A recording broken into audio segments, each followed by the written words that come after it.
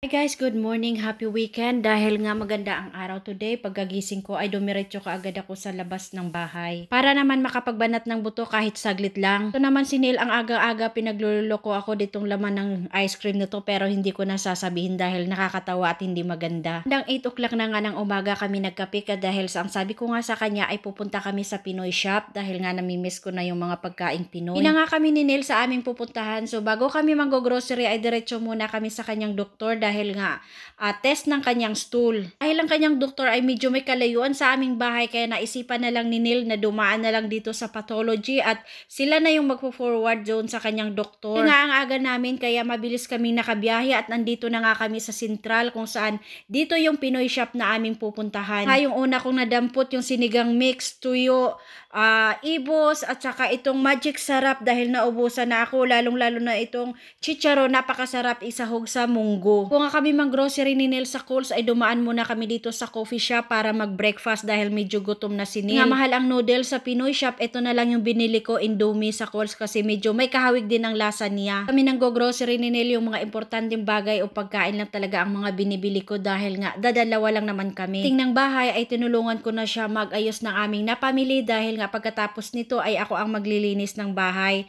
dahil nga kahapon siya yung naglaba pagdating ko galing sa trabaho. May mga tira pa nga yung mga ng grocery namin nung last week kaya sabi ko sa kanya konti lang yung grocery natin, yung sakto lang talaga na maubos natin good for 1 week. Diba pagka malinis na talaga yung bahay, maaliwalas na talaga tingnan at maaliwalas na rin yung pakiramdam mo dahil nga malinis na. So ito yung labas ng aming bahay, maganda yung sikat ng araw, parang Pinas nga ulit. Kung maglinis ng bahay ay nagpahatid ako kay Neil dahil pinuntahan ko yung isang Pinay dahil hinilot ko yung kanyang nanay. Ito nga, pauwi na ako, nag-aabang ako ng bus dito kasi sabi ko sa kanya wag mo na akong sunduin. Lalakad lang sana ako kaya lang medyo may kainitan yung panahon. At pagdating ko nga ng bahay ay nagpahinga lang ako ng ilang oras at nag-prepare ako ng Shanghai dahil ito yung lulutuin ko pang dinner namin ni Neil. Dahil medyo matagal-tagal na rin ang huli kong luto ng Shanghai nung pumunta pa dito ang kuya ni Neil. Nga magdi-dinner sana kami sa labas kaya lang sabi ni Neil mag-Shanghai na lang daw muna ako, saka na lang kami kakain sa labas. Nga dito sa abroad puro kayo trabaho kaya sabi ko kay Neil minsan labas tayo pag weekend para naman